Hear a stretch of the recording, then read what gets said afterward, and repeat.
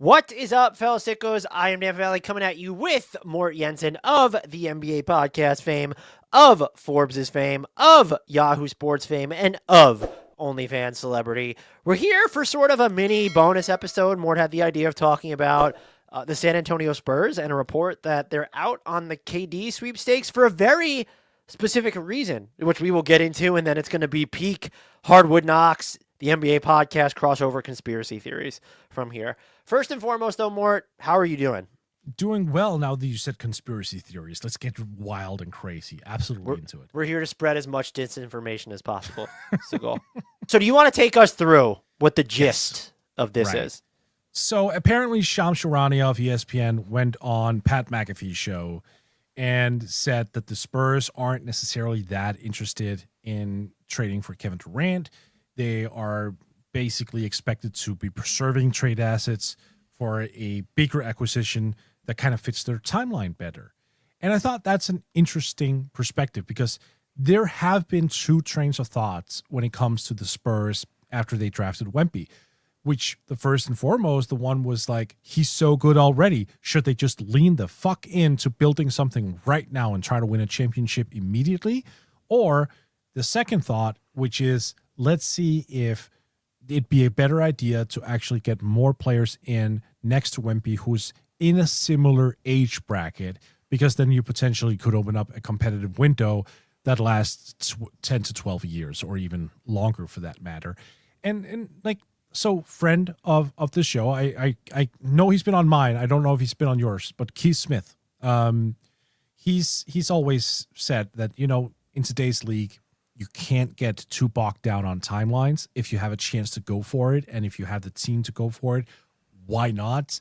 And I tend to agree with him, at least on a lot of those teams where this makes sense. Like, we can talk about the recent trade that Orlando made for Desmond Bane. That makes them significantly better. That is a step in the right direction, even though they relinquished probably more than I would.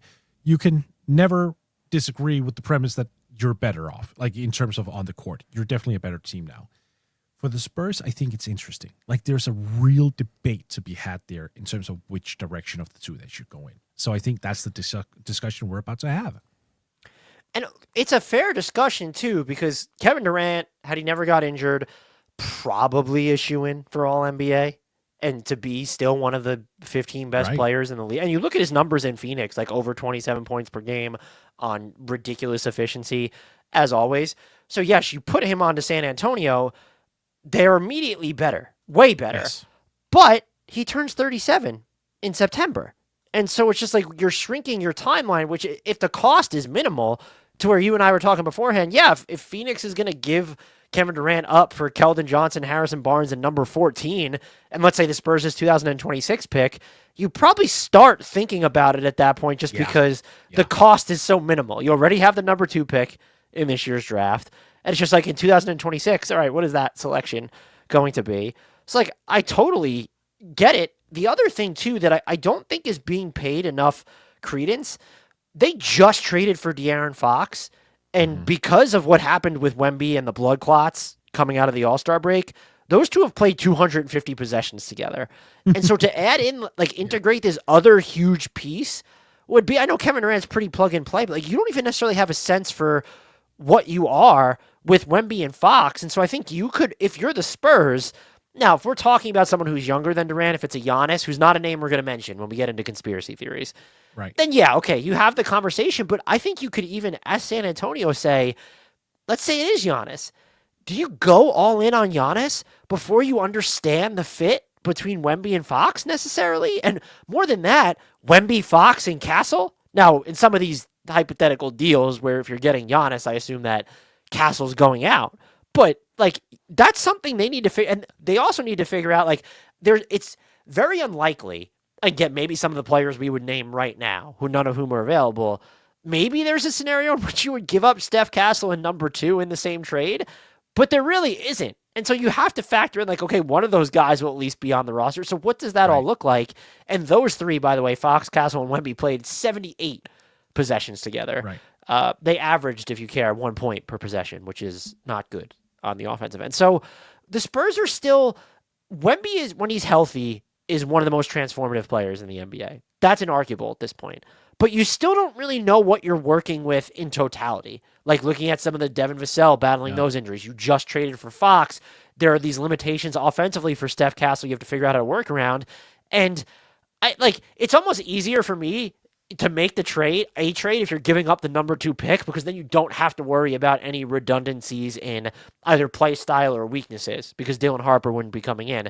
And that's not a trade. I saw some of the reporting before was Phoenix appears frustrated that like Steph Castle or number 2 isn't on the table. And no shit. Like Kevin Durant's going to be 37. He's in the final year of his contract. Like I'm not putting, as someone who doesn't even want to really see Harper, Castle, and Fox together, I'm not putting either one of those guys on the table in a Kevin Durant trade. It's funny though, because before we proceed on this one, we should perhaps talk about what we prefer here. Like if they have to choose moving forward, is it Castle or is it Dylan Harper? Because Castle's shooting woes are real. Like this is a significant curve that he has to somehow figure out a way off, because it's bad, and especially the contested 3-point percentage. It's just, I think it's in the low 20s. It's really bad.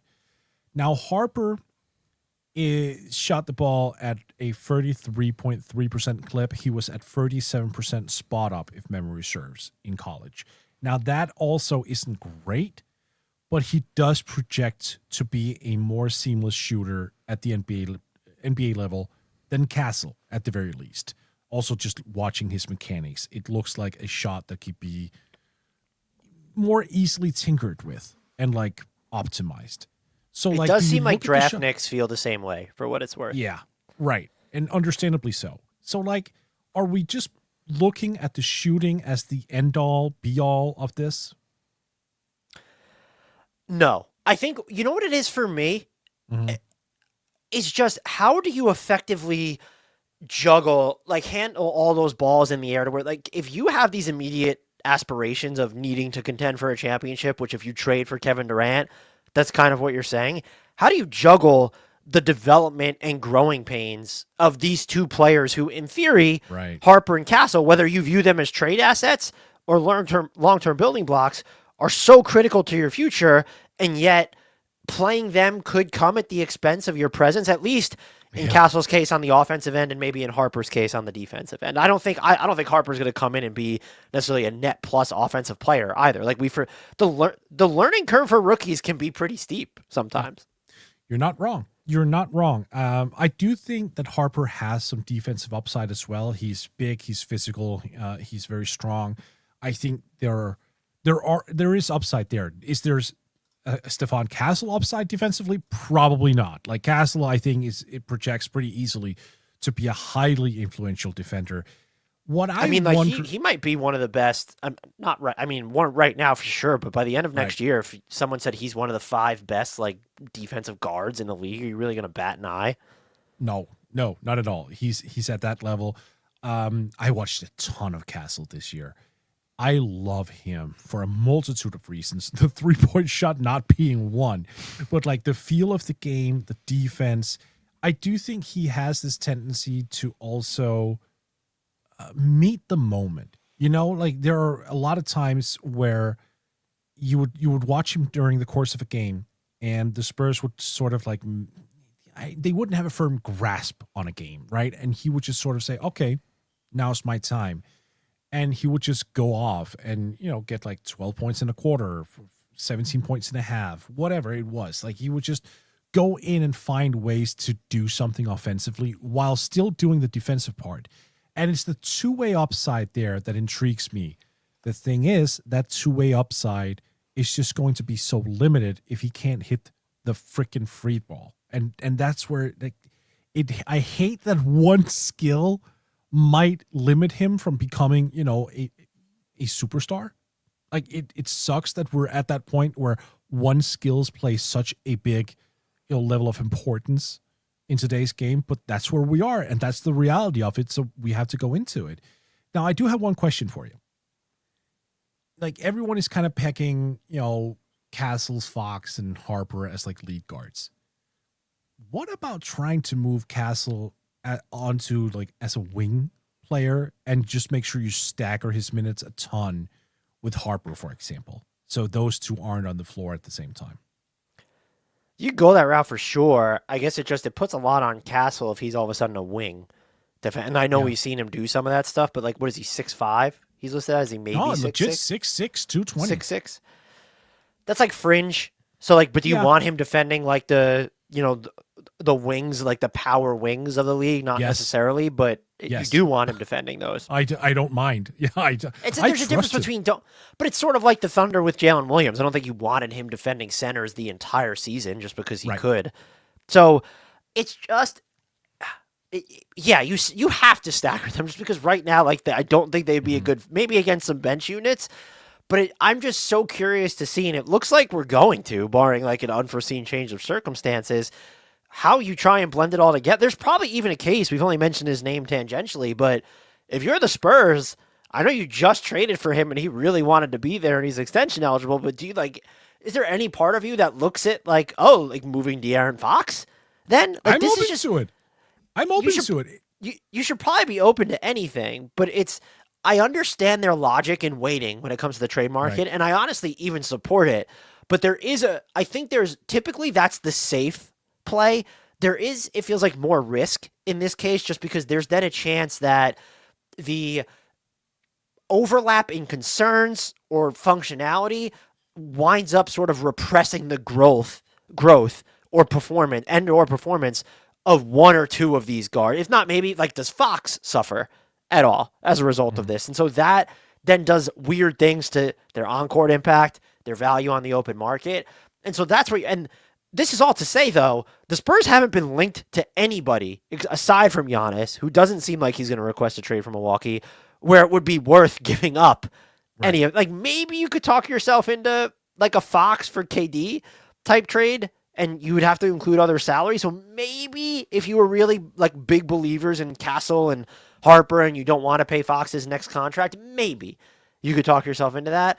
But like, they're not, for the people like, oh, they need to trade the number 2 pick. And it's like, unless you're talking about trading down, like to get number 5 or number 4, whatever it is or something, it's not really, they haven't been linked to anyone to where it makes sense to move number 2 or Steph Castle. It's so funny you mentioned the Fox thing, because when he initially made it known to the world he wanted to go to the Spurs, he more or less kind of forced that whole thing himself. It felt like the Spurs were like, oh, like you're a really good player. That'd be nice. Hi, welcome. It wasn't someone who they just targeted. It felt like the interest came from the other side of it, that it was Fox who wanted to go there. Right. And now when he's played 17 games there and he's already like, yeah, I want to extend with this team. And like, I'm almost comparing this to a Tinder date where one is more interested in the other part, right? Like Fox is the guy like, I'm ready to commit. And you have this Spurs like, oh, well, we had a very nice night, but let's just let's just chat a little bit. Let's just get to know each other. I do think that might be uncomfortably accurate, but I think what's also interesting is maybe De'Aaron Fox was more interested in them, and I know they didn't give up like everything to get him, but you did give up real stuff. You did. And so to just say like, oh, we don't, so you are pot committed to some extent. But yeah, that is what this feels like. And I wonder if you could give them truth serum, especially knowing that they now have the number 2 pick. But I was going to frame it through the Wemby injury not coming back after the All-Star break. Had they known about that, do you think that either one, you could pick one or both, the Wemby, the number 2 pick of it all, they're inextricably tied, because you're probably you don't get your lottery spot if Victor Wembanyama never gets injured. Like you don't end up with that lottery spot. So had they known all of this in advance, do you think they still make the Fox trade? I probably wouldn't. I can't speak on behalf of the Spurs. I probably wouldn't have. Like, I was even lukewarm on it when it came out that he wanted to go to San Antonio. Like, everyone was so crazy about the Discord. Like, oh, like this is the Wemby fit. He's defensively inclined, and like, oh, he's such a high volume scorer. It's great. Where I was like, yeah, well, is that fit as clean as we think it is? And also that age difference, that it's actually bigger than we seem to like realize. Like I wasn't in love with it. It's what I'm trying to say. Like, and I felt like what they gave up for him, that was a perfectly fine compromise. And to me, it just kind of signaled we can get this guy in, we can see if it works out, but we're also keenly aware that he could get moved in the right deal. So I guess my whole thing is so the age stuff is I probably didn't love it as much as everybody else, and I actually like De'Aaron Fox as a jump shooter, I think, more than a lot of other people because of the self-created buckets he can make, both from mid-range and three. But when you're contrasting it against other players on the roster, where it's there already wasn't enough shooting, and now the Fox Castle fit specifically is that just a pairing you're always going to want to stagger? I had concerns, but would you give up the equivalent of like, let's call them like 2.5 first-round picks, or like however you want to like frame it to get this deal done? 3, if you want to call it 3, sure. Gave him control of 3. That was it, right? They gave him control of 3 first-round picks. I think. So. It's along those lines. It wasn't a lot. Well, no, one of them was the Charlotte pick, though, right? That turned into 2 seconds. So let me just double check here. So they gave up a 2025 first-round pick. Yeah. Oh no, they gave up a 2025 first-round pick. Well, the Bulls got their pick back. Correct. 25. That was the one. Let's see. The 2025 first round, 2027 first round, and a 2031 first round. Was that the one they got from Minnesota? Yes. Yeah. Okay. So you did technically give up 3 first-round picks, but the Bulls, I don't know why they placed such a premium on getting their own pick. They could have kept it if they really wanted to. Regardless, the price was fine. To your point about the age, I get it. But like De'Aaron Fox is 27. And guys, if you don't think that aligns with Victor Wembanyama's timeline, like we don't really see players of that caliber, or let alone better, become available before age 20. Like Luka Doncic was the mother of all anomalies. Right. There. And that's a fair point. That is a fair point. So if the reporting is suggesting that the Spurs are now waiting on someone who better fits the timeline or a bigger acquisition, we came up with a rule. These are conspiracy theories. This is one that's probably going to agitate fan bases because of the players listed.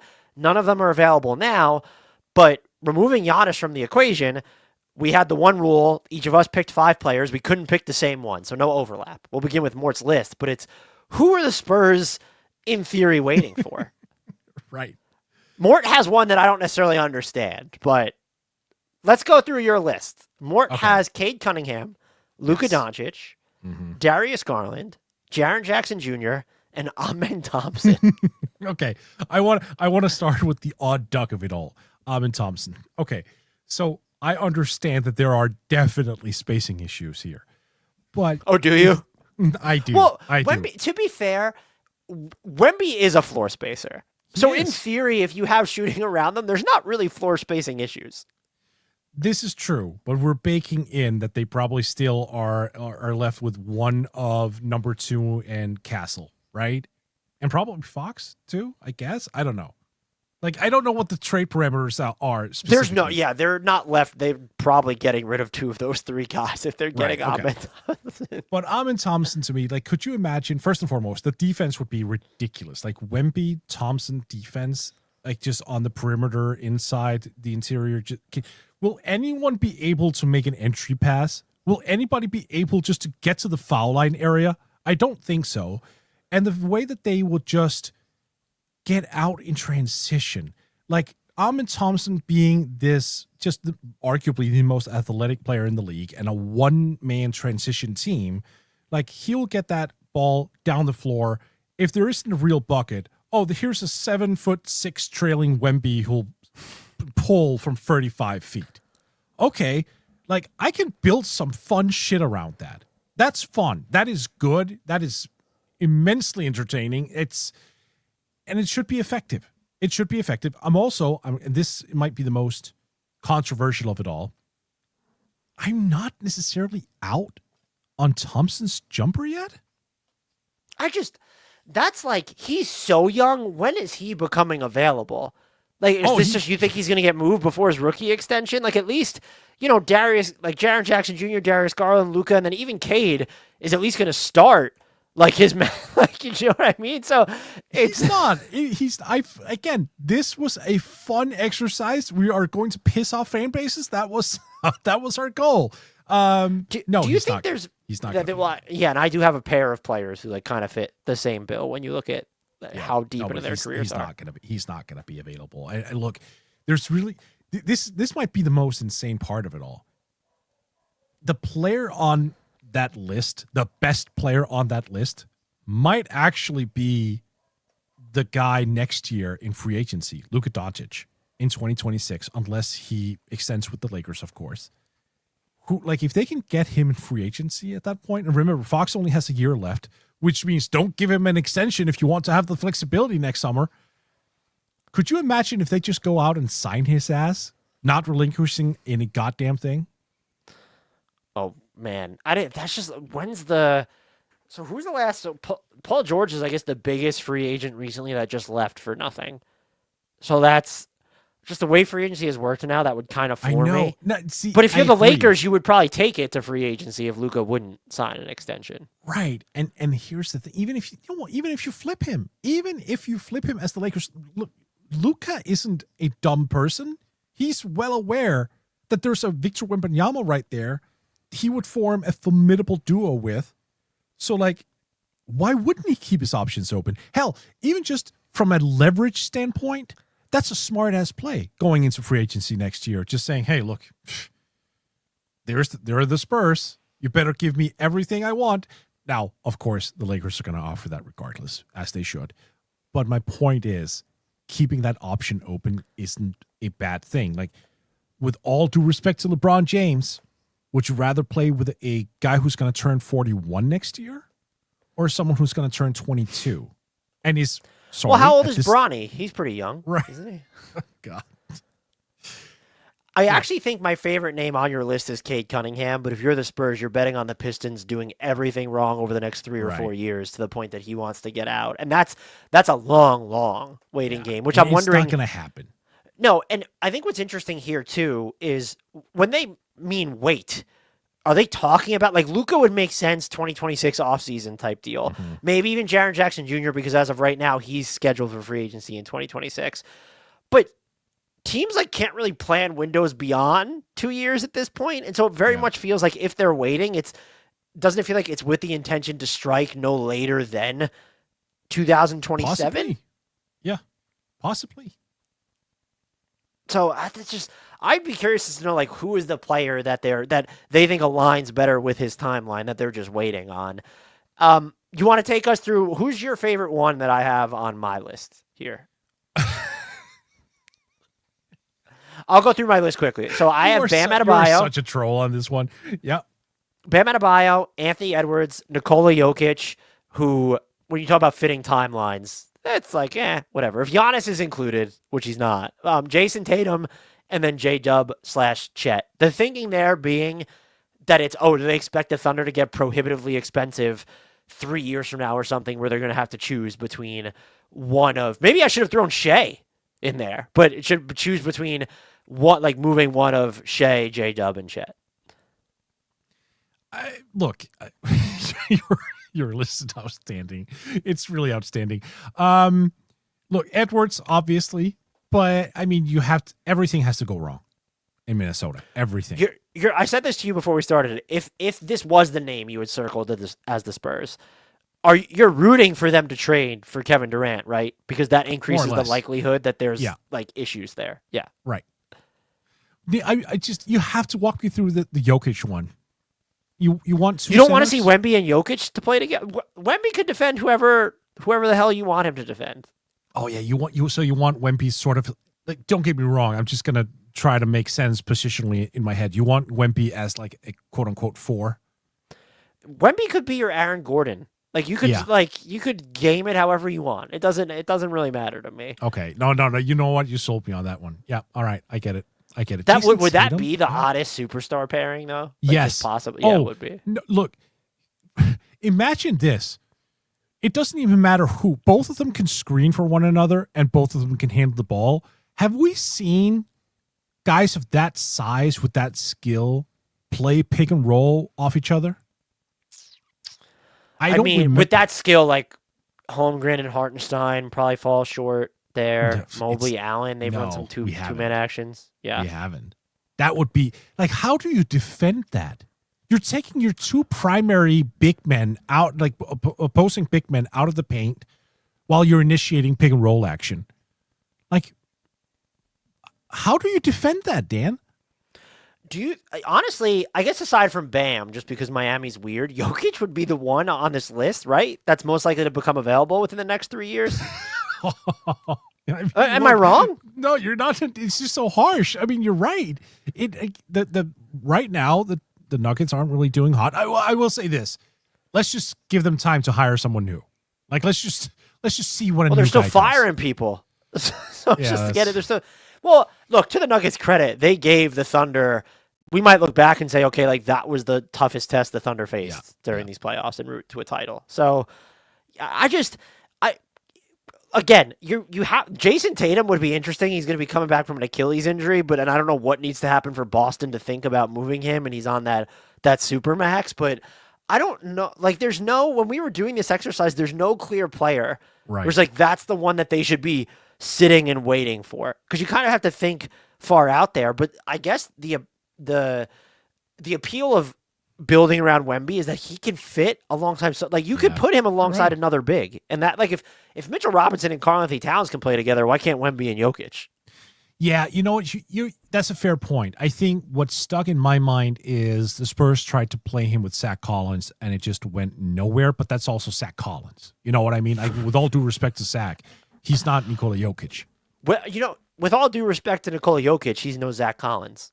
That is fair. He is not. He is not. Zach Collins has much better hair. The other thing, and I find it interesting because I think of when you go Castle, Dylan Harper, assuming the Spurs have him, De'Aaron Fox, and then you had Darius Garland on your list. I think Darius Garland is the best fit for Wemby, like, of those four. Oh, unquestionably. And that would be like in a De'Aaron Fox swap or something. Like, that was when the rumors came up with Fox, some people were asking, like, but who's the better fit? And I was immediately like, Garland. He's not available, but Garland. The fact that Garland can pull up from mostly anywhere as well off those theoretical Wemby screens, the fact he can stretch the floor also as a catch and shoot guy, that is just going to give Wemby so much more space to operate with. And, you've been on my ass for a while about, hey, let's actually give Wemby some spacing. You're right on it. And like Garland would be one of those players who absolutely fits that bill. Any other names? We thought about Devin Booker, but that's like older. Like Jason Tatum. Older. I know he's only 19, but he might be too old for this exercise too. If you know, you know. Well, you brought up a fun name before we started recording. Evan Mobley. Just what has to... I guess it's if we're working within the next 3 years, and so it's you could see the end horizon of his current deal. That's the pathway. I would feel the same way about Jokic, to be honest.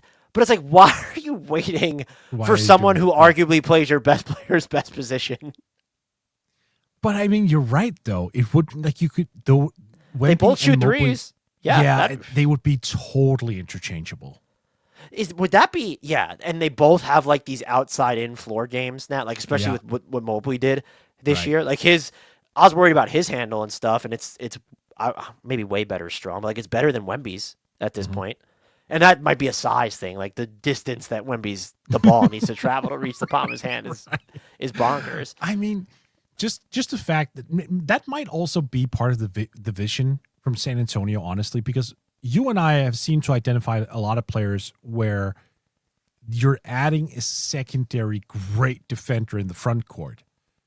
Like, that might be the same vision they go after, because if you can somehow pair Wemby with another great rim protector and someone who can also play a bit on the perimeter, I mean, I don't want to crap on OKC's historic defense this year, but like, could a Spurs defense challenge that if you have prime Wemby and like, for example, Evan Mobley? I guess it depends on who's in front of them too, because those aren't guys who are going to necessarily generate a ton of havoc-inducing turnovers. Right. I mean, if Stephon Castle is still there, that's certainly someone. So who are you trading? Right. Oh, well, you're trading probably everyone else, like Fox, the number 2, Sohan, Vassell. Like, you're probably left with a lot of G Leaguers after that. You brought up another funny one. You said Cooper Flagg. before All we right. started recording. Okay, so let's get into this, okay? Because I was actually planning to record an episode with Keith Smith about this, and then it just fell through because I didn't have the time. Because I actually wanted to ask the question, what would it take? Like, I understand that Dallas feels like they cannot say, like they can't lose face on this one, right? Like they just can't. After everything that happened, there's just no way. And that's fine. Like, let's acknowledge it's never going to happen because the Mavericks were like, you know what? Fuck you. We're not going to move that pick. We just don't have the guts to do it. What would it take? That's my question. What would it take? Like, when does an offer become too fucking good to where Nico Harrison has to go to ownership and just go, we might have to do it again. We might have to make a call once again. That's going to be extremely unpopular, but that this deal is just too good to pass up. Like, what is that deal? So I think it's probably just like, if we're operating under the assumption that Kyrie and Anthony Davis are still there, it to me would very clearly involve a third team that Correct. is giving up someone who is so immediately good that it's not the Mavericks trading Cooper Flagg for this pick haul. Right. It's and prospect haul. It's the Mavericks trading Cooper Flagg because, so-and-so called and said, like, this is the 3-team setup, and we're going to get, I don't know is it Jokic? Because AD wants to play the 4? Is it Giannis? Like, aren't you talking at this point about, I'm not saying Cooper Flagg is going to be a top 5, but, like, who is the worst player that you would, let's just say all you have to give up is Cooper Flagg too, and then salary you don't want. Right. Which, that's where it gets tough too, is, all right, well, like, Giannis makes $1 trillion, so you have to match that. I just don't know, is there a name that you had in mind? So I was thinking of a 3-team deal, and I don't have the parameters worked out. I did, but I don't remember him now because it's about a month and a half ago that I did this. But that was KD, like using KD as that leverage point of going to no, we're not done there. No. KD is just one guy. So the Spurs ultimately would relinquish, and I forget who goes where, but they would relinquish Vassell, Barnes, Sohan, the 2026 Chicago pick.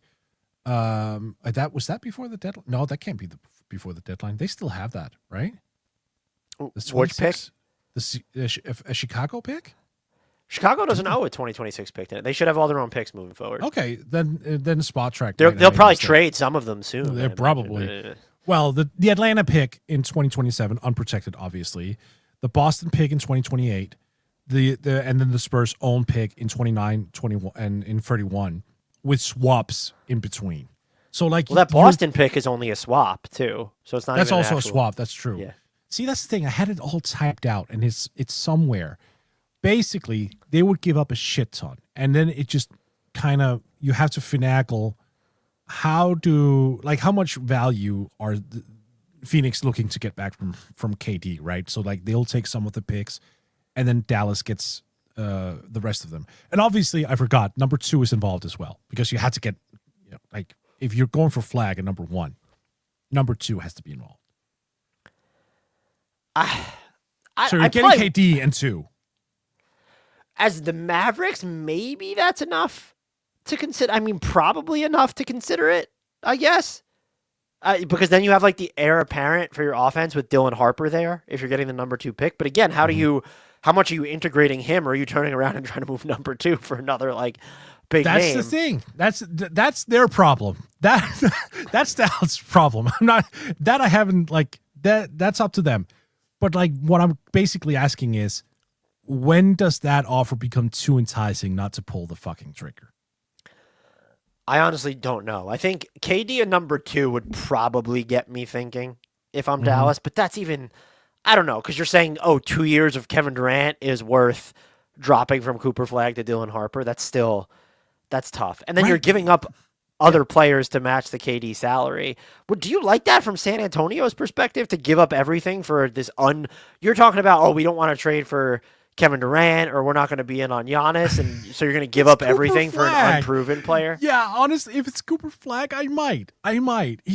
Look, I really like that guy. I think he is going to be one of those players who live up to the hype. Now, of course, there's a valid question baked in there. Like, will he be able to spread his wings next to Wemby to the same extent? I don't know the answer to that. But from a value perspective, from like a here's your running mate for the next 10 years perspective, I might, man. Yeah. I can't wrap my head around it. That's too like That's galaxy fair. branding it. I can't wrap. And I it's just. fair. I guess you picked the right team though. If there was a team that would consider going that direction, it would be, Right. I'll say, the Nico Harrison led Dallas Mavericks. But an interesting thought did hit me with all this, because we keep like bringing the Spurs and the Thunder up as like trade competitors. That was specifically through the prism of Giannis, right? Like, oh, who can outbid who and whatnot. Like, if the Spurs want to think timeline and they aren't necessarily interested in accelerating the timeline, and they're willing to go for draft picks, young guys, then I think they might stand a much better chance, because then they're basically saying, okay, Thunder, you're going to have the next 2 years, and then we're coming, and we're strong, and we're going to have like this amount of depth to match yours and the top tier talent. I don't hate that strategy. I guess it depends on what you're giving up to lean into that Yes, strategy, though, correct. which is so difficult. And that's not just based off the way that you relayed Shams' reporting. I don't feel like that's where they're leaning. No, it just feels that's like correct. they're waiting for someone to shake loose. And I'd be very curious, because now when you look at what they're going to have on the roster, what's already in place to begin with, I'm very curious to see if they are waiting and they have even a specific like 5 names on their list. I'd be very curious to see what those names are. Mm-hmm. I have one final question too, because I think I'm going to write about this over at Forbes. They have the number 14 pick. I think that might just be a little bit out of like the area where Colin Murray Boyles go. And to me, Murray Boyles is like the realized potential version of Jeremy Sohan. Like, I think he's got more juice than Sohan, and I say that as someone who likes Sohan quite a bit. Would you be interested, even though he's not a floor spacer yet, but like the shot isn't broken at all with Murray Boyles? Would you be interested in going that route with number 14 and try to trade up?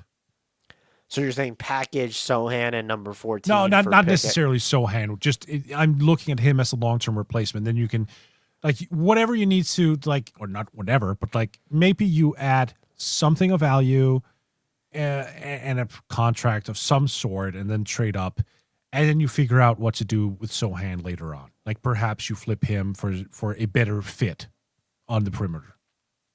I mean, I guess I wouldn't hate it. You're also kind of punting you're preserving scale. that rookie scale slot. Yes, because and that Sohan was is part of extension it. eligible. Yeah. Exactly. I guess I just have to know what's the cost of moving up, though. Like, that's kind of the other thing here. Also, like, where is he projected, right? Because we've seen Murray Boyles projected as, I think I've seen him as high as 8 and as low as 12 or 13, and the Spurs have 14. So, like, I don't know. I feel like that's a pretty wide area you kind of have to explore there. No, yeah, I wouldn't imagine that it would cost much, especially if you think that you need to get to. I mean, maybe the number you need to get to, unless this is too ambitious, is 9. Everyone's kind of saying that the Raptors are the most likely team to trade that's a good their one. top 10 pick. Yeah. It's like maybe that's the pick you target, but again, what does it cost to move up the 5 slots? Right.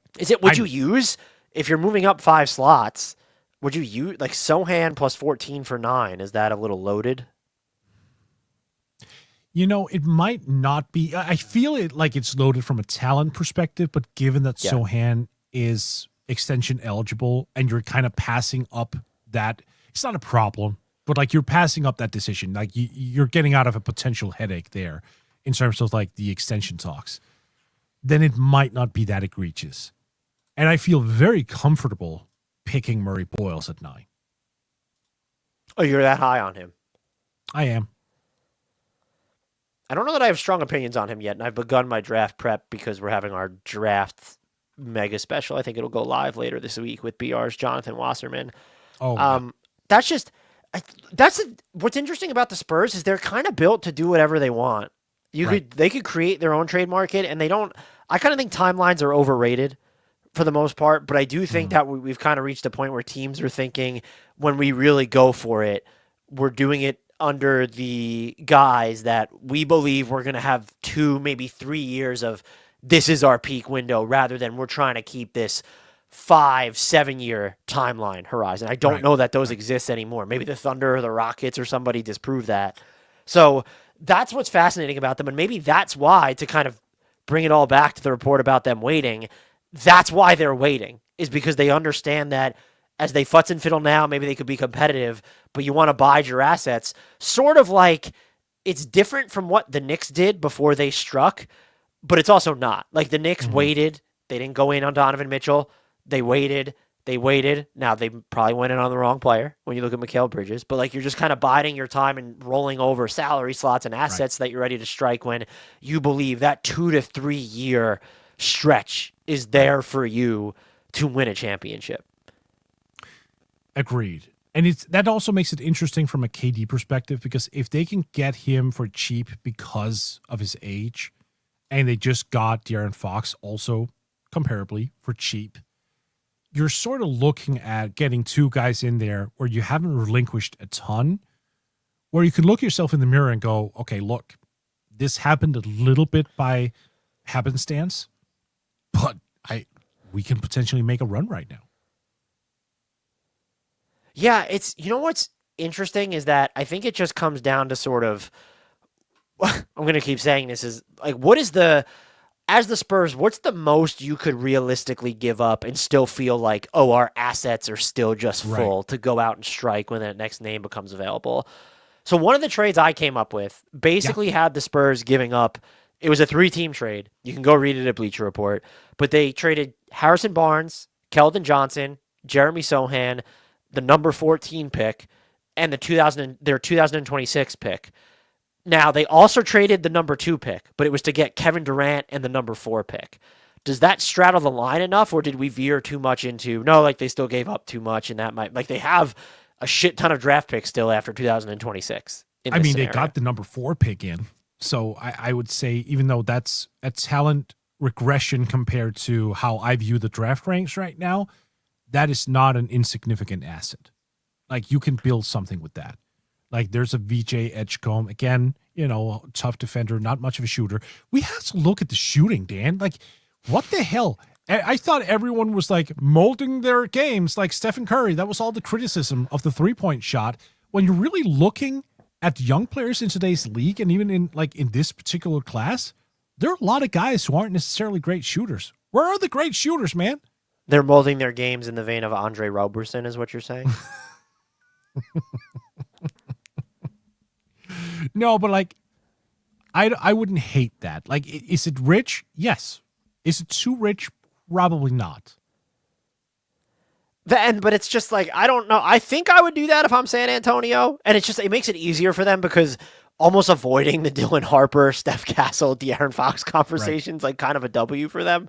So wait, would they protect it? The picks you relinquished without, like, I know number 2 from number 4. What you mentioned, the 2026 pick, right? Yeah, it was. I think at that one, like, the protection has to be insanely loose because if you're getting, okay, in the Suns, by the way, they ended up getting Barnes, Johnson, Sohan, Mark Williams, number 14, the Spurs 26 pick, and then Dallas's 27 first round pick via Charlotte. So like for Kevin, it's a lot, but it's like, Jeremy Sohan and Mark Williams. Mark Williams is injury prone, extension eligible. Jeremy Sohan's extension eligible. Still 37. I thought it was fair. Yeah. The most questionable side of it, I had Charlotte giving up Mark Williams, that Dallas pick in 2027, and number 4 to move up just the 2 spots to number 2, which I think you do if you believe Dylan Harper's the guy. He's that guy, yeah. Which, I would love to see him and LaMelo play together. I'm not going to lie. But then other people will point out, are you doing that to get rid of LaMelo? And my whole thing would be, I'm not giving up assets to go get someone who then makes it easier for me to trade them. But that doesn't make any sense to me. No, agreed. Well, I think the main takeaway from this pod is that the Spurs can go in a million different directions, and it's going to be super fascinating and interesting to see what they kind of decide on. So we've decided that the name they're waiting on is Nikola Jokic. Is just that's the young gun they've circled. You sold me. Well, the other thing I didn't mention is I can't picture. I want to make it clear. I can never picture players who have been on their teams forever. Like I can picture Kevin Durant in any uniform you want me to picture him in. Right. I can't do the same with Nikola Jokic. But like, doesn't he seem like the type of person who, if he goes to another team and is going to be the player that gets like the second most level of attention, that he would love that? Oh God, yes. Like Jokic under the radar might be even better than the Jokic we're seeing this year. And you're also like going to a franchise that's just where Denver has been like, this is like their best stretch ever. Yeah. And that's amazing. He's a huge part of that. But the Spurs aren't strangers to that type of success. So it's like, it's just a confluence of circumstances that I think would play well. Because Jokic on the Lakers with Luka is just such an anti-Jokic move. Yeah, it is. In San Antonio, it'd be different. Here's the fun part, though. Like, people would probably say, oh, he's declined. If he gets to San Antonio and averages like 20, 10, 7 or something along those lines, people will look at the raw stats and they'll go, that's not the Jokic we know. And then you'll dig into the advanced metrics and he'll just be completely skull-fucking everyone. Completely.